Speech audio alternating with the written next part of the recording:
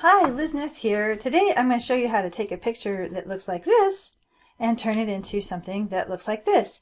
And this picture actually started out gigantic, had a lot more to it, so we cropped it down a size 2. So I'm going to show you how to use the canvas resizing tool and also the gradient map tool today to change your photo and make it look something like this. However, before we get into it, if you're a big fan of design, illustration, and photo editing with the Procreate app on your iPad, then you've come to the right place. Please be sure to like the video, subscribe to the channel, and ring that bell to be notified when new videos become available. If you're looking for our product demos for Procreate brushes sold at the lizness.com site, that's in my other channel, and you can find the link in this channel at the bottom of the page. Okay, to get started, we're just going to go ahead and import a photo from, I have them out on Dropbox. Let's see. And I think that the one I'm looking for is in a different folder right here. Okay.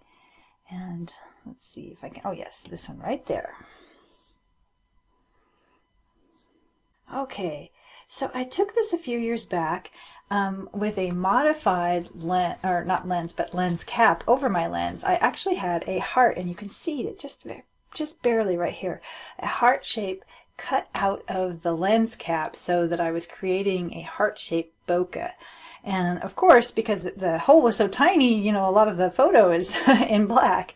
So I want to trim this out, and I actually want to turn it into a nice sort of sepia tone looking photo. So the first thing I'm going to do is go ahead and crop this photo the way I want it.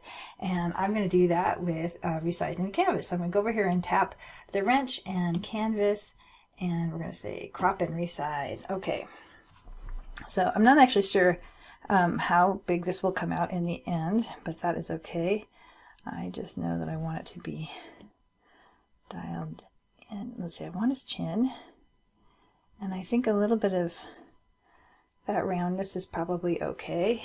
And I'm just trying to decide how much I want to preserve over here. Something like that looks pretty good. Oh, it looks like I have gone below the picture. So maybe something like that. It looks like it probably would be a pretty good 8 by 10. In any case, this looks like a pretty good size, so I'm satisfied. So I'm going to go ahead and tap done.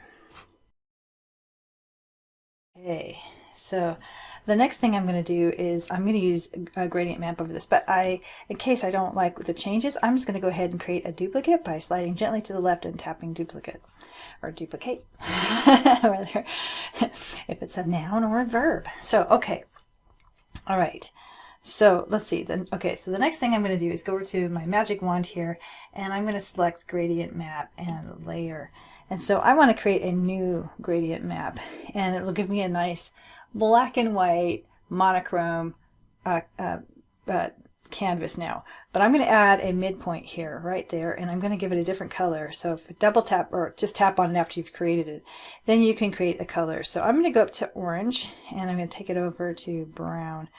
And I don't want it to be too dark, but I don't want it to be too orangey either, which is kind of funny. So more of a gray color there. And this is really kind of affecting the midtones, whereas the highlights are white and the shadows are black. And I do like that, but I'm kind of wondering if I want to dial this down a little bit so it actually brightens it up just a little bit. And I think I do. And now I'm wondering if I want the color to be just a little bit more chocolatey. Oh, ooh, yes. Okay, I like that. Okay, so I'm really happy with that. And so when I'm done, I'll just tap done. And it'll save this for me right here in the gradient library, which is nice. So I can go back and use this gradient map again at another time. And so that it's really fast video today, but that's how you do it. That's how you crop and resize, and then how you you add, you know, a gradient map to the image and give it a different look. And I'm really satisfied with this now. And I love how you can just sort of very barely see the hearts here. I also love his somber look.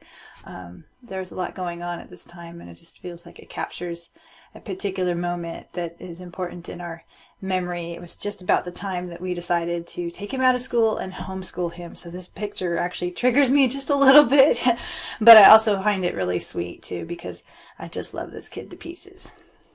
If you've enjoyed this video, please be sure to like the video, subscribe to the channel, and ring that bell so you're notified when new videos become available. Meanwhile, I hope your day is amazing.